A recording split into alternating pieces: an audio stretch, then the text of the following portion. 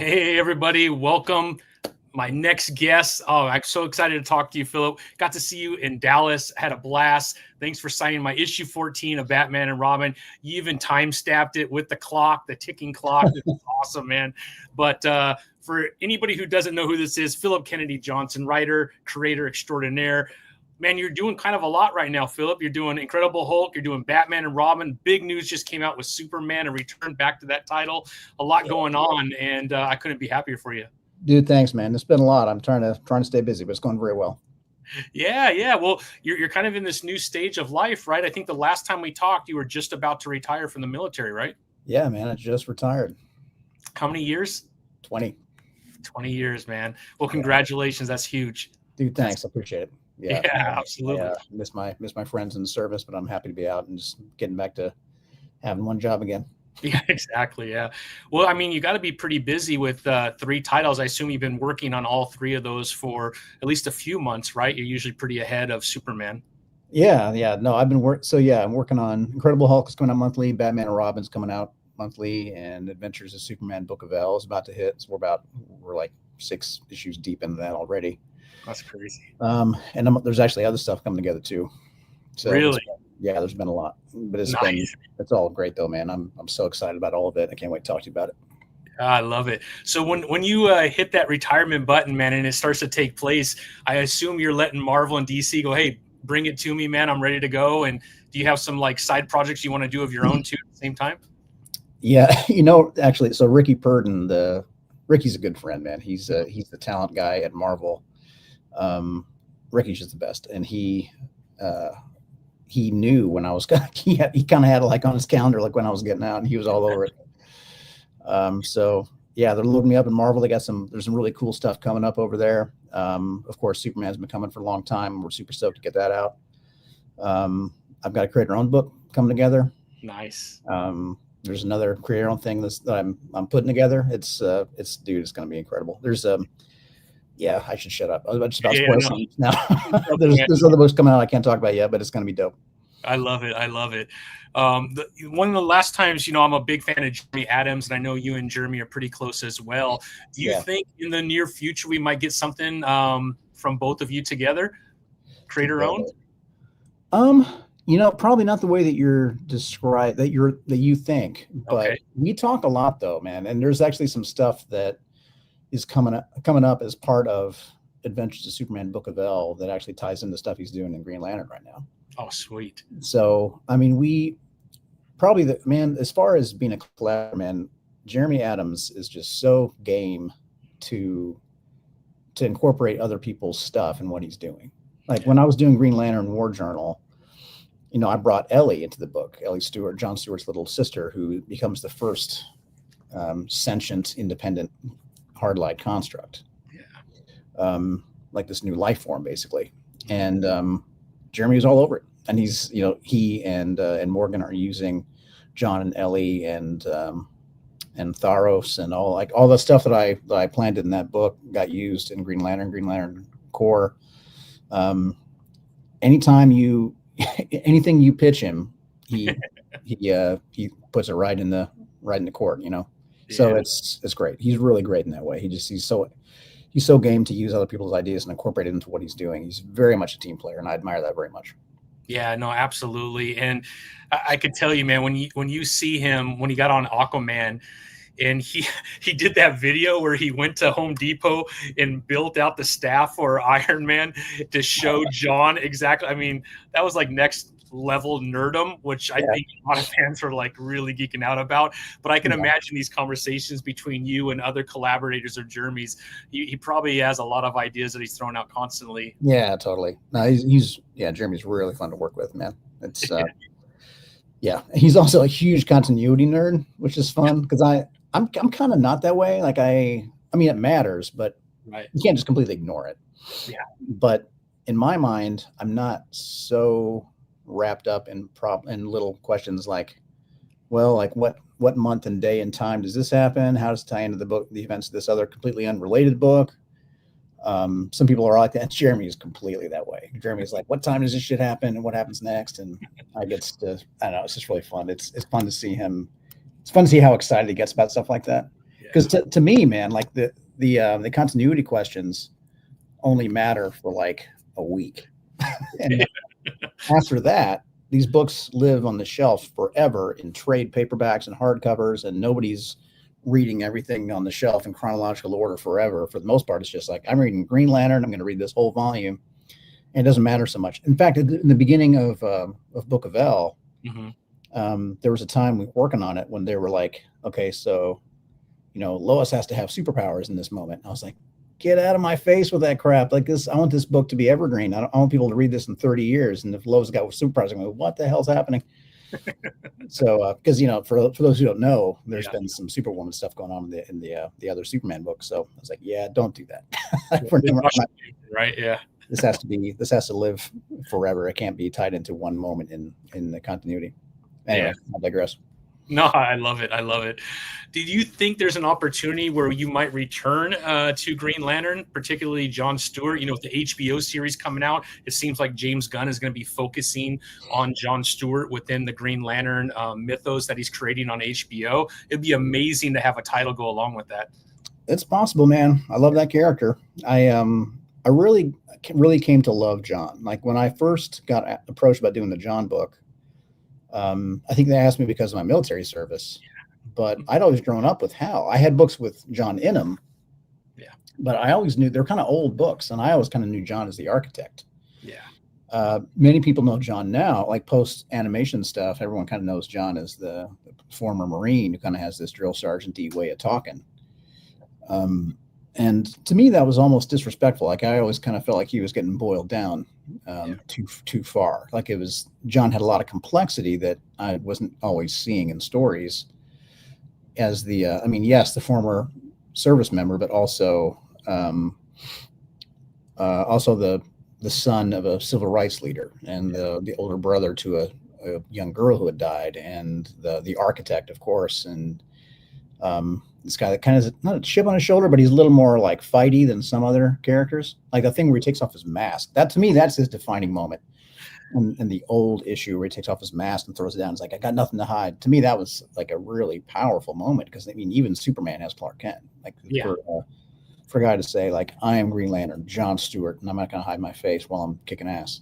I thought that was so powerful. So anyway, it was a really cool opportunity to try to bring a little more complexity back to John's character. And so now he's like my Lantern now, like really kind of getting like after talking to Jeff Thorne about him and doing all the deep dive stuff I did to prepare for writing that character, and just the responsibility of making sure that character really sang for the Black community and the military community and everyone that needs John to be awesome. I just really admire that he's not like the dark horse pick, like the guy that has to prove himself, has to prove why he deserves the ring. John was the guy that always should have been a Lantern. He was the obvious choice, and I think that's pretty cool. So I would happily write him again. Yeah, it'd be amazing to have you write him again. I thought the voice that you gave him really brought a human aspect to him that we haven't really seen because he's always more stoic when people write him because of his military background, because of, I think, Hal and some of the other characters that, you know, they're a little bit more boisterous and you know exactly where they're at any given time because of who they are. And you brought this human element, that relationship with his mother and obviously his sister. I thought it brought a whole nother level of humanity to him that allowed us to connect like in a human way with him. Even remember the last time you were on, I had my good buddy Shine on.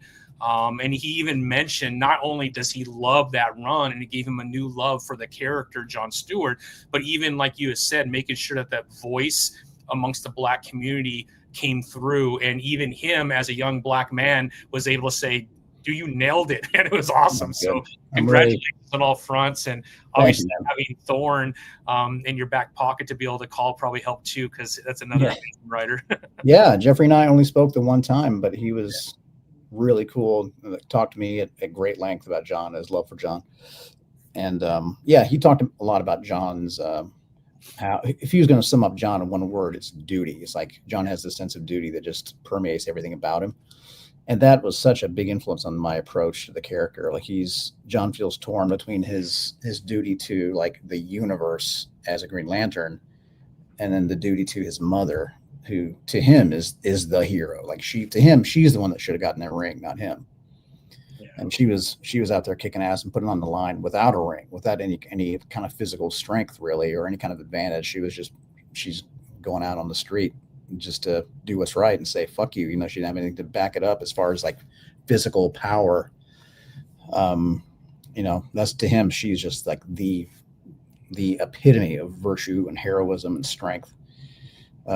So his sense of duty to her for a while outshines his sense of duty to anything else. And then by the end, by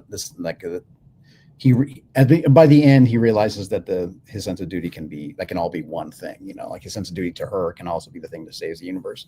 Yeah, amazing, man. Well, I hope you get another. Hopefully at least a series, like another 12-part series, but that would be amazing, man. We'd love to get back on there. Yeah. Well, let's talk a little bit about Incredible Hulk. Like a lot of news has come out, right?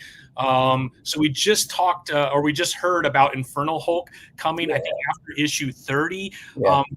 I mean, that sounds amazing. We've had a lot of changes taking place in Incredible Hulk with Charlie now having these monstrous powers, right? We got this last story was just heart-wrenching with Petey and everything that took place there. Man, I was just like, I had to read it a couple of times. I was like, but you're so good at bringing that kind of that human connection when you're telling a story. And so many times, man, I kind of like get a little teary-eyed whenever you are writing. But we could even go back to, I think it was issue 23 with Bruce Wayne and Damian. And that we'll talk about that when you talk about Batman. But man, I was just like, I even posted something about it going, what the hell, man? I wasn't expecting to have this kind of feeling reading this title. And it's just been amazing. But Incredible Hulk has been incredible. You have, I think it's going to be 30 issues by the time you're done with Incredible, right?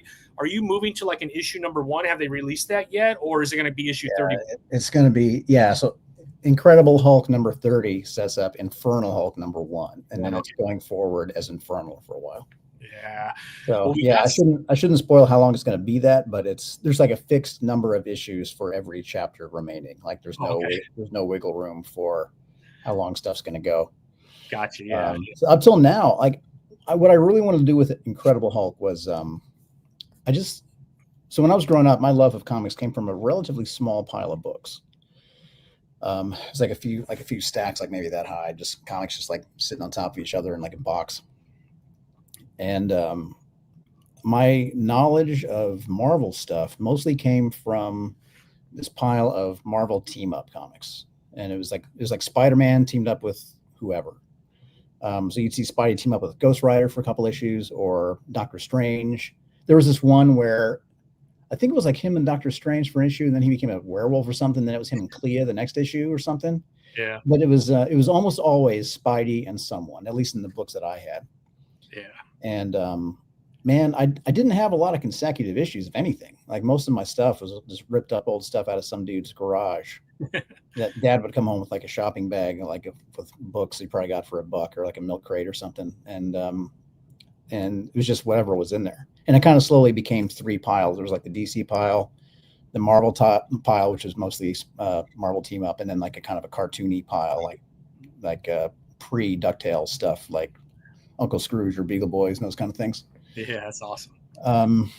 But as far as Marvel, man, it was just those Marvel team up books. And whenever I had 2 consecutive issues, it was like a big deal. It was like, oh my God, I get to finish the whole thing. Because very often it was just half of it. Or if there was like a one shot, that was even better. If there was like just a one and done issue where the whole thing was there, it was so cool. Because very, very often I would read something, I didn't get to see the ending, or I was getting just the ending. And I kind of wanted Incredible Hulk to be just a series of constant jumping on points. And I thought it would be a fun opportunity to have almost like the old Bill Bixby show, where she's kind of a man on the run, kind of the guy on the American roads, just show the creepy, monstrous side of the American South, like that is in a way that is both beautiful but also gothic and creepy sometimes. And a way to kind of flesh out the Marvel bestiary, bring out all the different monsters that are out there already, but also introduce a bunch of new ones. I would have happily done that forever, but I kind of got the sense people wanted more like forward momentum on the underlying arc that tied it in with like Eldest, Mother of Horrors and all that. So I started moving that along more quickly. And And now that we're at issue 30, that's like the crux of this of the series. Like, this is the point where everything changes, and now it becomes infernal for a while, and from here on out, it's all fixed in place. This is where it really goes into overdrive. It's the biggest status quo change in Hulk's history for sure. And honestly, I was kind of surprised they let me do it. The thing that's coming is a big deal. If I had to compare it to one other thing that Marvel has done, the closest comparison I can think of would be the King in Black event, where it tied a bunch of different things together, and like it kind of affected everything else that's coming. It's like that level. So I'm pretty excited. It's a big swing, but I'm giving it everything I got here. Well, let's show just a quick image of the cover that's coming. I think the question, and actually Gavin asked it, is Nick Klein still going to be with you? I think the storytelling by you and Nick's art are just a beautiful match for this character. And so they're like, please make sure that he's still on there. And we're doing that. So that's awesome, man. No, I mean, everyone who sees Nick's books sees, like, Nick is not like an issue a month guy, because he's putting stuff, like, look at that cover, dude. Yeah, it's insane. Yeah, he's so unbelievably good. And some of the, honestly, the interior pages are just as good or better than his covers. It's nuts. Like, he'll have like 2 or 3 different light sources. There's so much ink on some of these pages. It's just absurd. Like, there's a scene coming up in, actually, I think it's in Infernal Hulk #1, where you see all of these different military vehicles and soldiers and out in the rain, like in the dark, waiting for this thing to arrive, and you're like, big boom things coming. And you see the rain coming down like in sheets, the way that when it's really coming down, you know how it looks like it's coming down like in sheets, kind of. It's on the page, man. You can see it. It looks like that. And even the onomatopoeia, the sound effects have it too. He's just obviously he's an artist, but he's like an artist in the purest, truest sense of the word. I can't tell you how great some of these pages are. Now, granted, you can't do a page like that a day. Right. So he's not going to be on every single page of this whole series, but he is going to be on the early issues of Infernal, and then like certain key issues. And then there's a long chunk of issues coming out later that's going to be all him. So we're believe me, Nick is drawing nothing but Hulk almost right now, and every page he's doing is just unbelievable. It's the best work he's ever done, for sure. No, for sure. I mean, he reminds me a little bit of Jason Fabok. Jason is so detailed in his panels that even on Rook Exodus, right, they had to take a break with Ghost Machine just because he's so detailed. He can't keep up with the monthly because of the detail he brings, and they don't want to not have that detail because it's such a big part. I feel like Nick falls in that too, the detail that he brings in every single panel, like you said. I can only imagine seeing the rain coming down in sheets and you like wiping it to make sure the page isn't wet. Like, it's probably that realistic knowing Nick. That's absurd. I don't know. I know Nick wants every page in this whole series to be his, but man, there's just so much love and art and detail in the thing. I don't push Nick. I'm not going to change a damn thing. I just want him to keep doing exactly what he's doing. We have other amazing artists coming on board too. I don't want to spoil who's coming out, but the people that we've had until now, like Danny Earls, Adam Gorham, Kev Walker, all those guys are just, stars in their own right. There's another artist we're going to be bringing on soon too. Anyway, it's incredible. But every issue, I know well in advance who's writing every issue, and I write that issue to that artist's strengths and tendencies. So whenever there's a Nick issue coming, like it's written for what I know he can do. Like that Kev Walker issue. Honestly, the Kev Walker number 27 thing that recently came out, you mentioned with Petey. Yep. That might be my favorite issue so far. Yeah. And there's not as many of the giant bombastic. Yeah, that's the old retro cover. I love the retro, man. I had to get the retro. Yeah, man, he just put so much. There's so much emotion in those scenes. That issue with the guy on the bus and the kid and everything. That's based on real people that I knew in real life. Yeah. I used to work construction. And there was this guy that rolled into town back in the day on a flat gray painted bus that he lived in with his wife and baby. Oh, wow. And I worked construction with that guy for a few months, and things went bad. he would park the bus out in front of the work sites, and his wife and baby would be on the bus just living life. Wow. And anyway, yeah. Yeah. So It's that was an important issue to me. Yeah, it's heart-wrenching, to be quite honest. Yeah, as I was going through there, man, you always do that to me. You kind of get these emotional strings and you start pulling them as I'm reading, man, and that's probably why I keep going back to it. But I hate it in the moment, and then I love it afterwards. Just appreciation for your ability to kind of do that. But yeah, if you haven't read issue 27 of Incredible Hulk, man, wait till you meet Petey and you hear Petey's story, his mom, his little sister, and obviously everything that takes place with his father. I think a lot of us probably have known a friend who had lived in that type of an environment, and you don't wish that on anybody. But man, this is a heart-wrenching issue for sure. Can't wait for issue 28.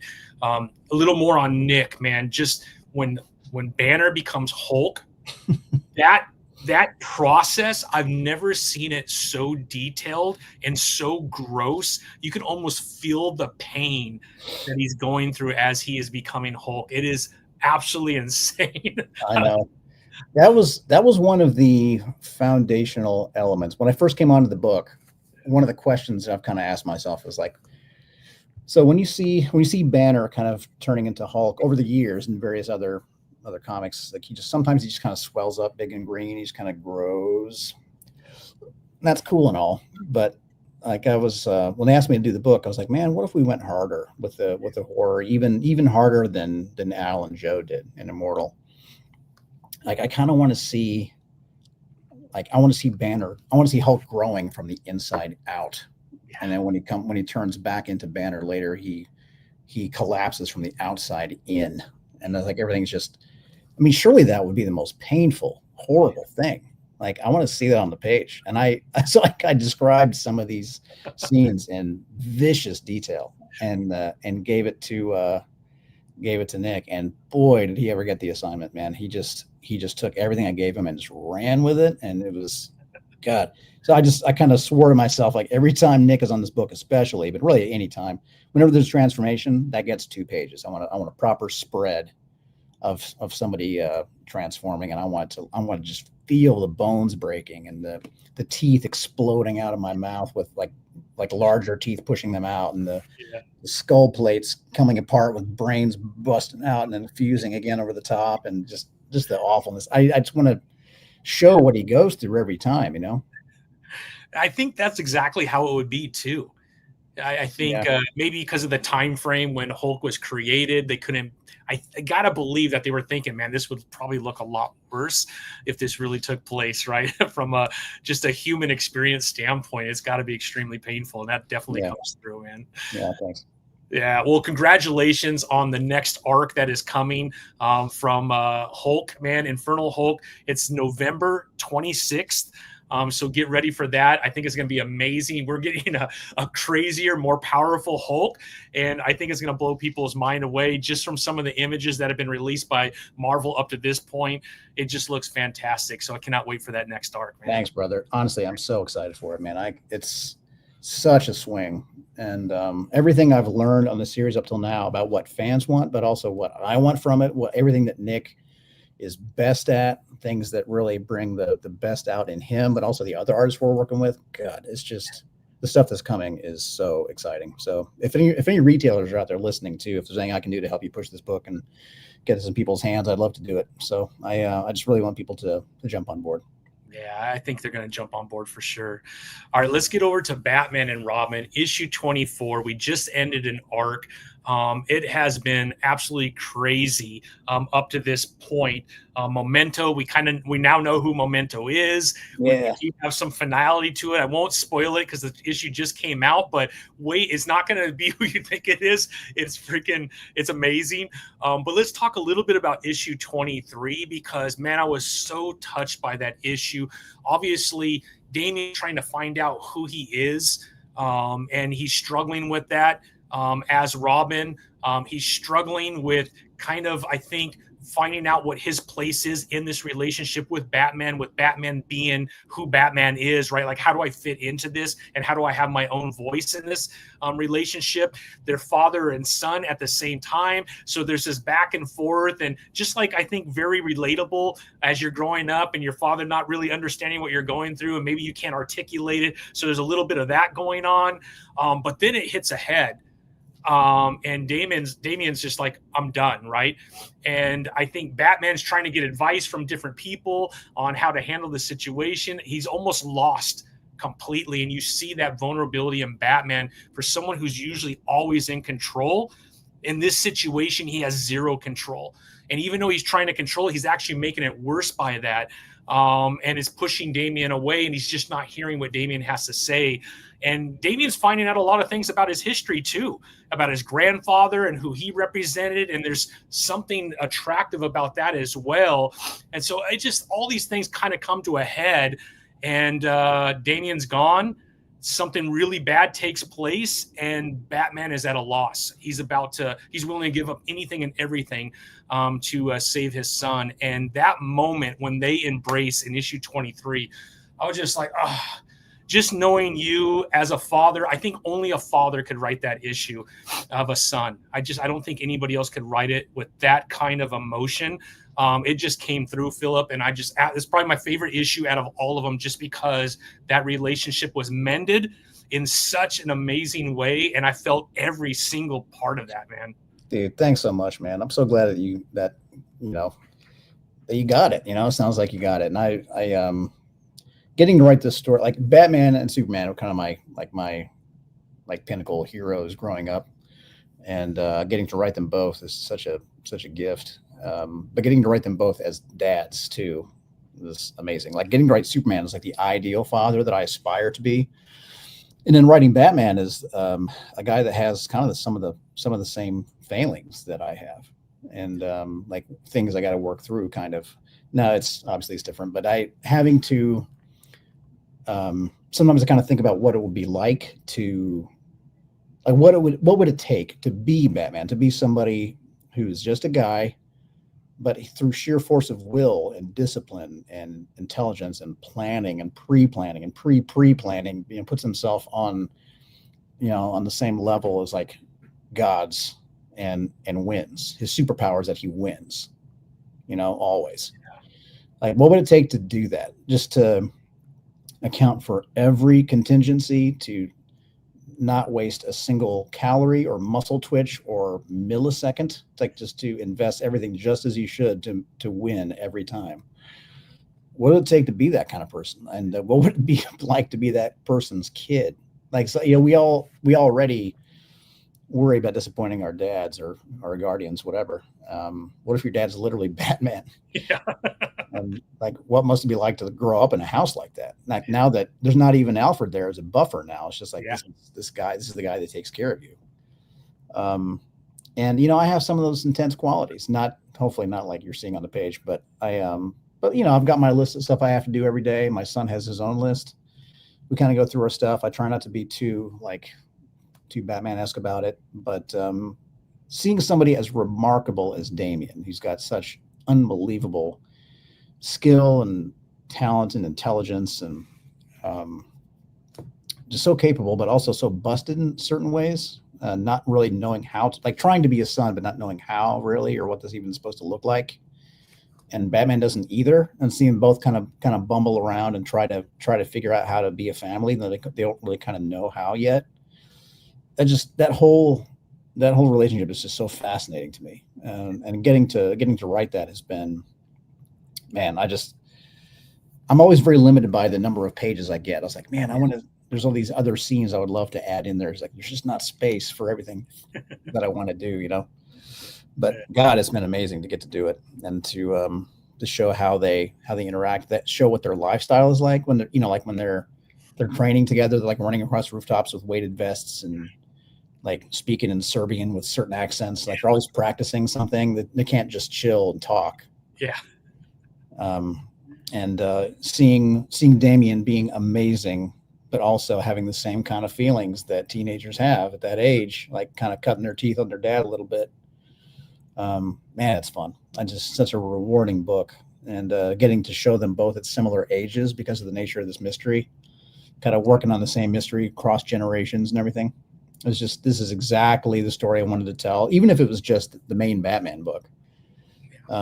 It would have been hard not to do this exact story, because the Batman Damian relationship is the one that interests me the most, as a guy who just like loves my son like on crazy levels. Getting to tell a story about him and Damian is just exactly what I wanted to do. If that I tell people, like, if that truck with my name on it gets me soon, like, now that this book is complete and out there, like, I'm good.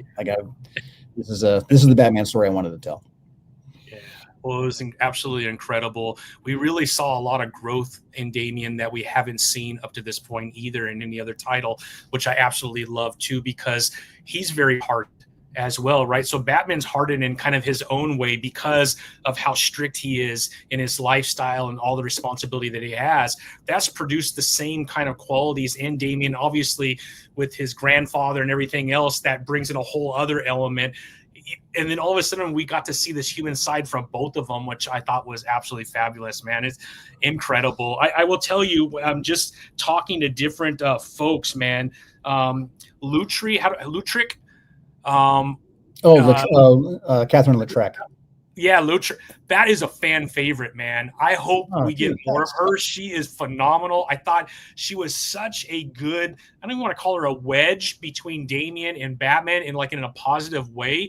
I don't think Batman would have come to the understanding that he did of what he needed to do as a father without her. Those conversations were crucial. And also, I don't think Damian would have been able to open up as much if he hadn't had that relationship either, because she saw something in him that I'm sure Bruce has seen, but because of the way he is and how strict he is, I don't think he could be vulnerable enough to admit that Damian has those things. I think he probably sees them in Damian, but she, not having all those different factors that Bruce Wayne has, she is able to be that person that could hear and understand. And that brought a lot out of Damian too. I hope we get more of her moving forward. I don't know if you could share anything, but that would be amazing. I can't share anything, but I would love to. I mean, I love that character. Yeah, I love that character. And I thought it was really important to, I wanted to see them in like Batman and Robin solving a mystery together, but across generations, and to have the same partner and with both, I thought that was really fun. It was really fun to get to show Batman and Jason interact while Lautrec and Robin are getting to know each other, and kind of both kind of getting to know each other a little better and figuring out where they're going wrong. I don't know. It's just really fun. And it was fun to see Robin talking about her in the comic that Robin was drawing. I know it sounds like I'm just reading this along with everyone else, but it kind of feels that way. Like as I'm writing the story, it feels like I'm just kind of discovering it more than making it. Yeah. And getting to see Robin describing his relationship with Lautrec, and getting to know his dad better through her, I don't know. It's just really fun. I would love to write that character again. Yeah. I hope somehow she comes back and plays a major role in that relationship. I'd love to. It's when you're playing a big shared sandbox like this, the risk of creating somebody new that nobody's like deeply invested in yet is that someone else come along and kill her ass, and that would really bum me out.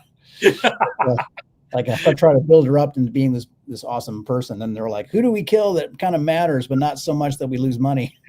I feel like Lautrec would be on the chopping block, so I think I'm going to put her away until I need her myself. Yeah. Well, there's all kinds of little Batman Instagram accounts, Reddit accounts, and I was kind of going through there, just seeing what people thought were going on. And by far, she was like, I hope they keep her. She's amazing. Blah, blah, blah. That's awesome, man. I'm so glad to hear that. Check it out, man. It's pretty dope, man. I've got this whole backstory for her, man. I would love to show more of that. Like she was this, anyway, she's awesome. I'll keep it to myself, I guess, until we use her again. But I tell you what, man, if I write Batman again, if it makes sense to, I would love to bring her back again. That would be amazing. All right, Philip, let's get into with the time we have left. Let's talk a little Superman. You put out a post talking about how this arc of the Book of El really is going to tie in a lot of things that you've been working on over the years, man. I would love kind of your elevator pitch, if you could, to kind of talk to that. And it looks like we have some Hell Hunters, part two, questions too, maybe. We can try to jump into if we have time, but Superman, Book of El, the release date looks like it's going to be November of 25. So it doesn't give an actual date, but the final order cutoff is going to be August 11th for this title. So you need to get for which title? For the Book of El 1. Oh no, that's actually, it's the first issue comes out September 3rd. Oh, and then this is wrong. Yeah, FOC just passed. Sorry about that. I'm looking at the League of Comic Geeks, and that's what I go to find out what's. Yeah, that's it's already at the printer. But well, I'm glad you said something. So make sure you get in your comic book shop and pick this up. It sounds like hey man, I'd love to send it back to print. I'm so proud of this issue. Like I love getting to show people my voice for Superman, like who I just know. I know who he is, man. I don't know. Like the way that people talk about knowing Jesus, like I know Superman's voice. I love Superman's voice. I love writing it. I love seeing him with his family. I love this book. So there is an actual Book of El that I'm writing, which is kind of like the history of Superman's adventures and his lineage and what happens with his house after he's gone and what the future looks like. People have been asking me constantly ever since Future State about the lineage of the House of El that was in that Future State House of El issue, like who'd they come from? Where'd they come from? Who are their ancestors? And I've always resisted telling them because I don't want to bust anyone else's headcanon. Like if somebody needs them to be a certain person, I don't want to mess that up. Or if, someday down the line, one of the characters that I've decided is somebody's grandmother gets killed in some other story, now it's all bullshit.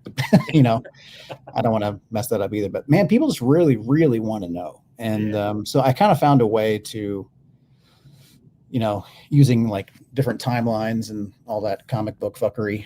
I kind of found a way to introduce a canon House of El that is like quote unquote true, like to me, that hopefully fans can get behind. So anyway, so that in the back of every issue of Book of El, there's going to be 2 full pages from the actual Book of El, like the history of Superman's house.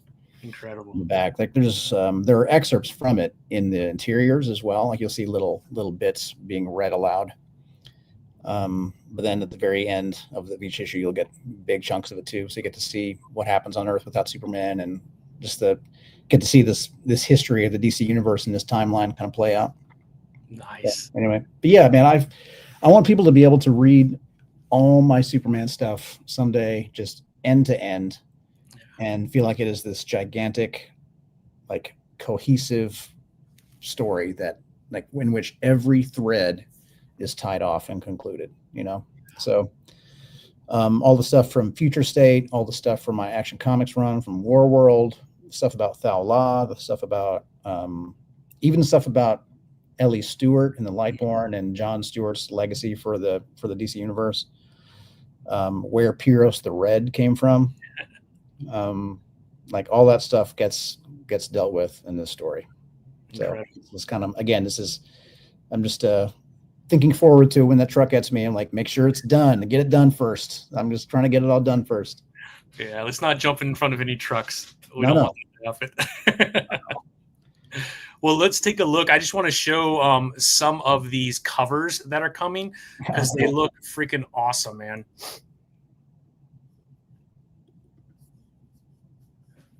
All right. So fan favorite Dan Mora is just a superstar. Check out this cover right here. Freaking phenomenal. I absolutely love him. Absolutely love him. Dan's incredible. Yeah. Incredible. He's kind of changing the whole scene, man. He's like this second coming of the old house style, like the very like Apex Predator version of that thing. Like the way that the comics used to look back in the day, but like just so sharpened and honed and inspired. Like influenced by modern, other modern artists. It's just so good and clean, and the style lends itself well to like moving fast too. He works really, really fast, which is crazy. Yeah, he's doing a lot too right now. Yeah, Dan's is changing the whole game. Yeah, he's on fire.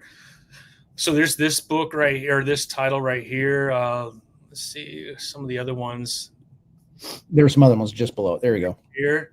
Yep, that's the A cover. That's Scott Gabluski, the guy doing the interiors. So all the main covers, all the A covers are going to have some version of the big S shield on it.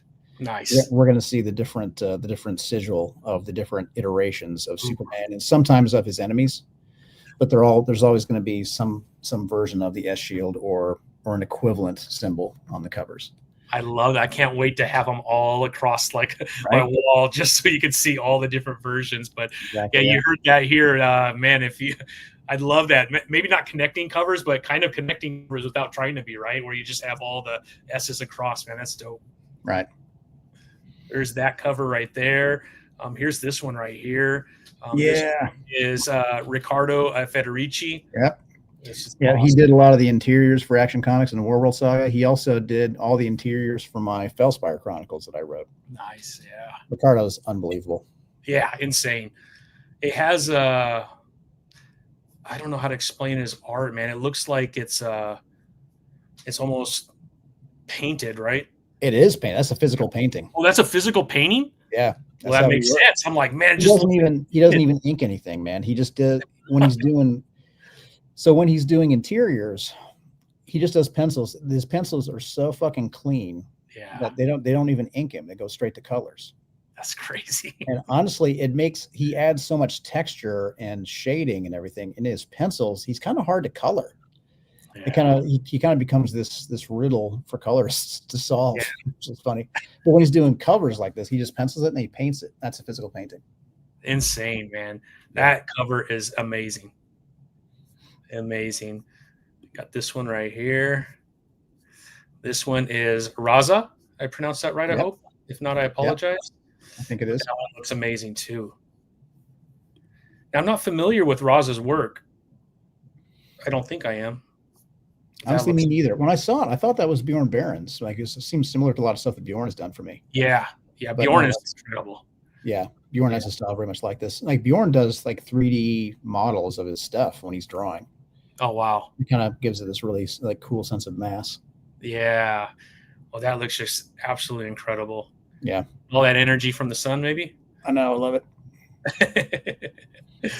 Well, incredible covers that are coming. It looks like this is 1 in 25, I think. Yep, that's Marguerite Savage. Yep. And I'm told Ariel Olivetti's doing one, but okay, let's see. I don't know. Maybe that's coming for a later issue. I don't know. I have yet to see it. Ariel did a Captain America story for me. Oh, really? Yeah, he and I did a miniseries. It was like an Empire tie-in. Captain America. Okay, yeah, yeah, incredible, man. Amazing. Here it is. Here's the variant, but it's just not showing it yet. Yeah, I don't think it's up yet. Yeah, they probably haven't released it. Probably release it in the next week or so. Actually, you know what? Let's see if it's in my inbox. Dun, dun, dun, dun, dun, dun, dun, dun. That would be from Jillian. They just sent me some covers. Oh, yeah? Let's see if this is in here. Hello, you devil. Sorry, hotel internet. Oh, you're good. This might be it. Oh, yeah? Dude, I think this is it. All right. Are you able to share it or no? Huh? You're able to share it or not? Let's see if I can. Yeah, be careful, Philip. I don't want this to be my last time talking to you. Yeah, right. Share screen. Do it. Oh, my God. Just do it. Entire screen. Can you? Okay, here we go. Can you see my screen? Not yet. Damn, let's do this. Come on.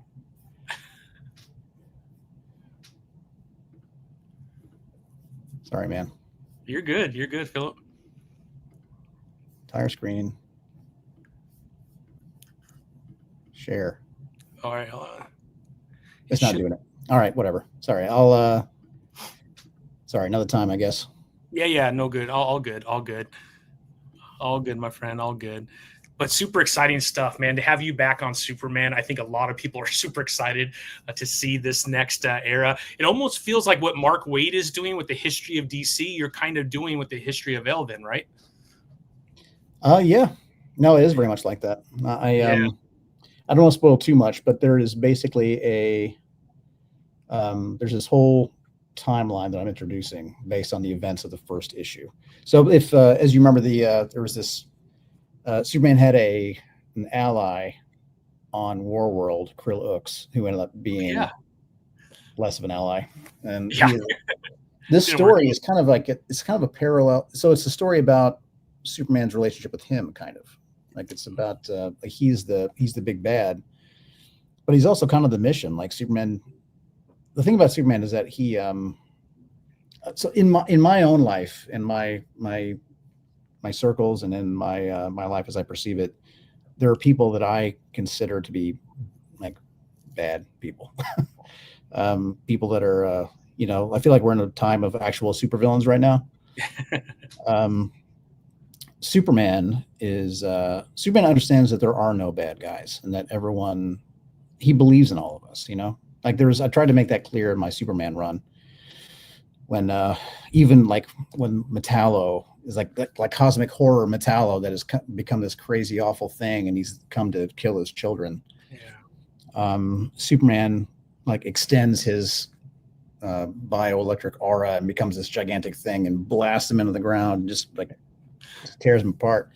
And then he puts them back together again. He helps him up and tells him like, okay, let's go save your sister. He understands that Metallo's only doing this for his own reasons, like to help his sister's being held captive. And Metallo's like, you're going to help me now? I try to kill your kids. And he's like, you're trying to help me? And Superman's like, yeah, anyone would do the same. Yeah. And he says, I wouldn't. And Superman's like, well, not yet, maybe, but someday. Someday, yeah. He still believes in him, even after everything he's done.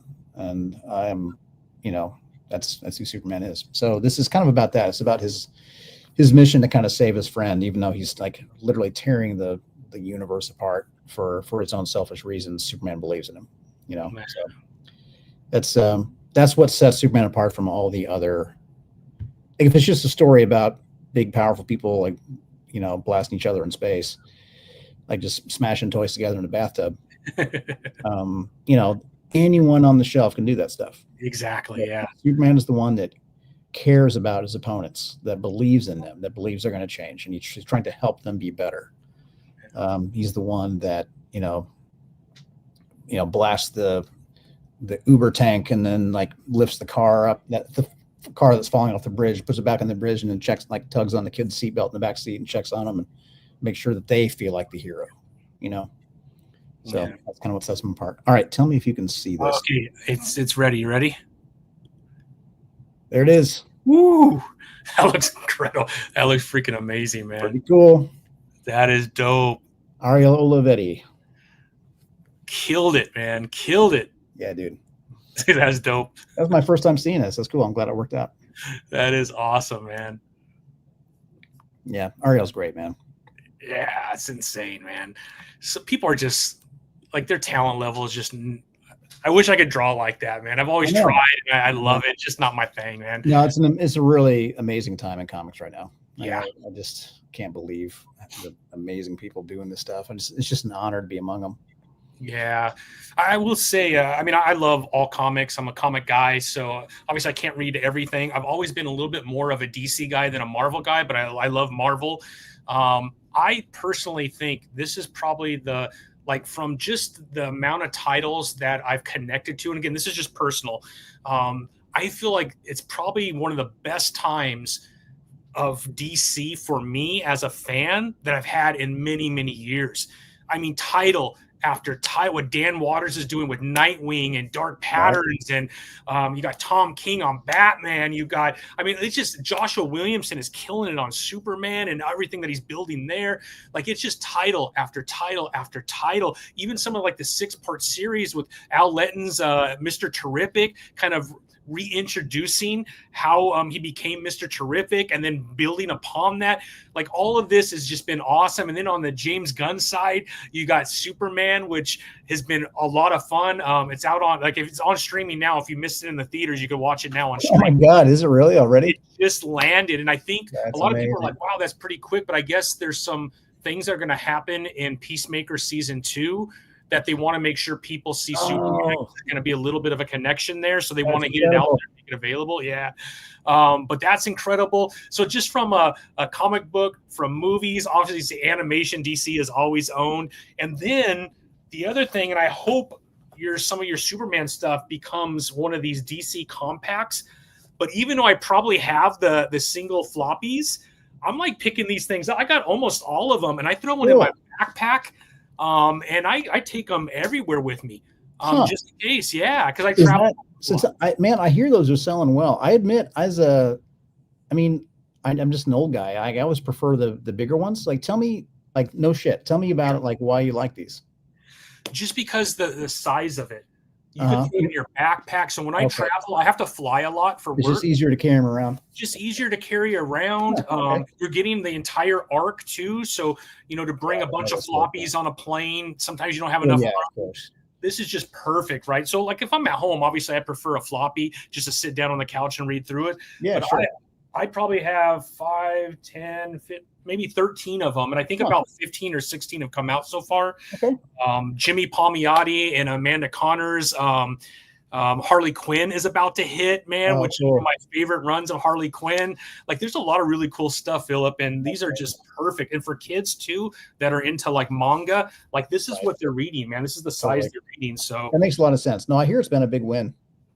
Actually, when you look at graphic novel sales, and again, like a lot of the sales data we get for comics and graphic novels, it's very sparse and it's a very small group that we're kind of pulling information from.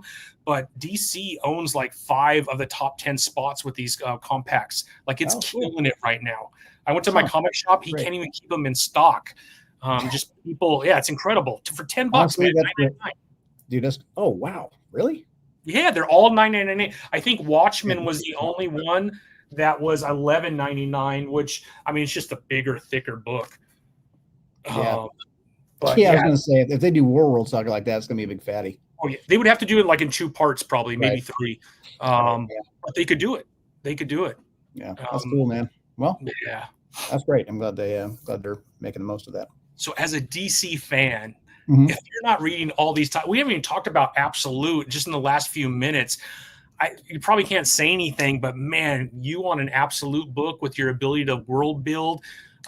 Philip, man, please say that there's hope that you'll get on one of those titles as well. Man, I don't know what I can say here. Okay, that's all right. I will say that I've got more work in front of me than I can do. I'll say that. Okay, sounds good. Like I'm so excited about literally all of it. Like I can't. I mean, this is. I mean. So the shelf life for writers in comics can be shorter than in other mediums sometimes.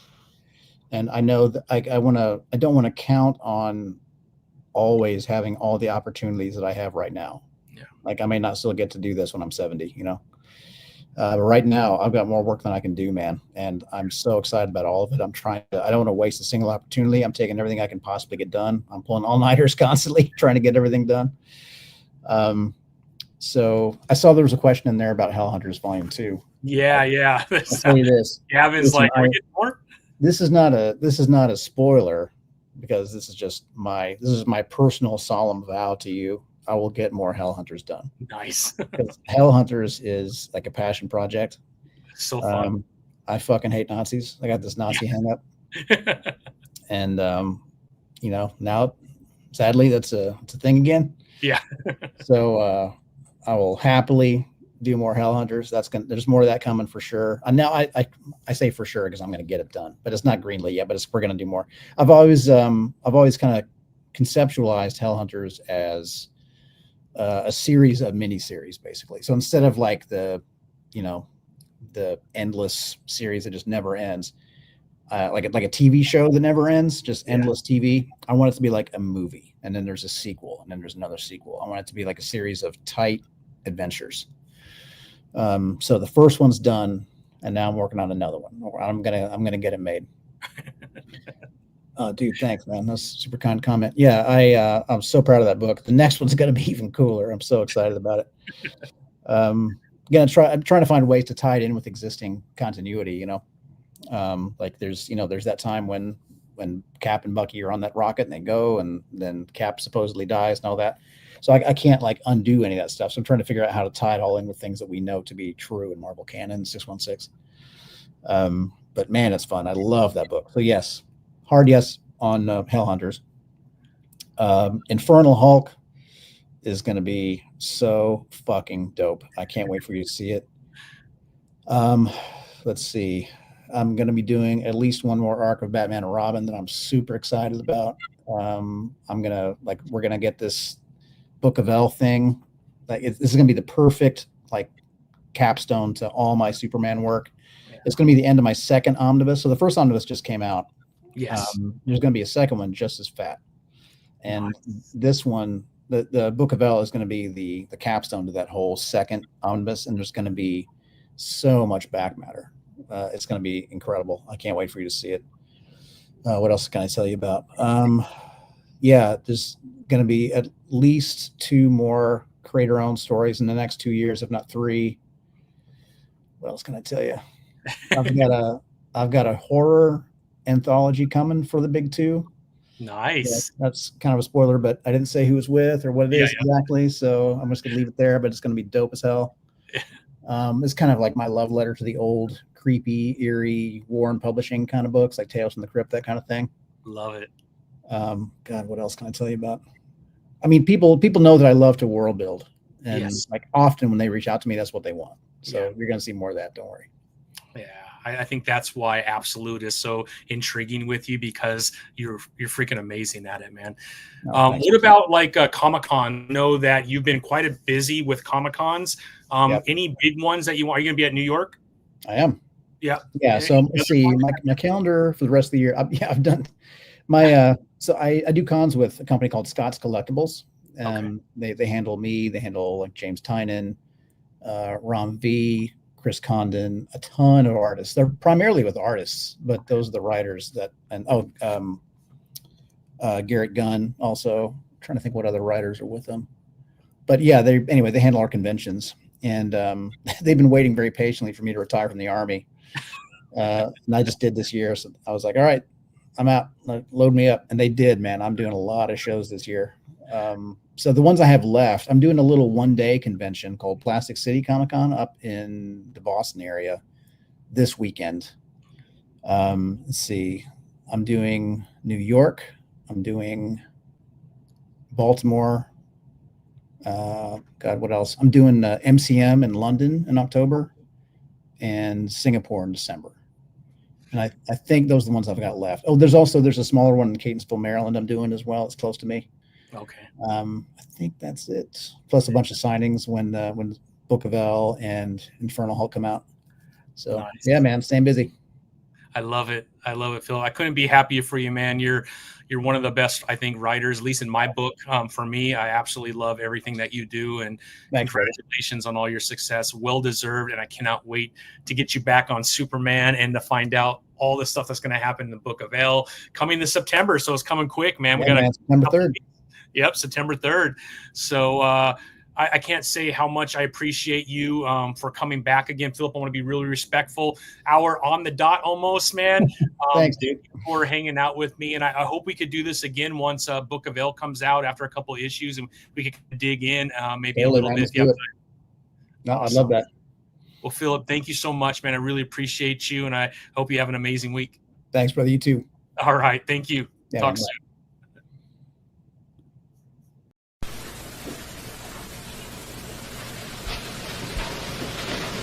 You're still here? It's over. Go home. Go.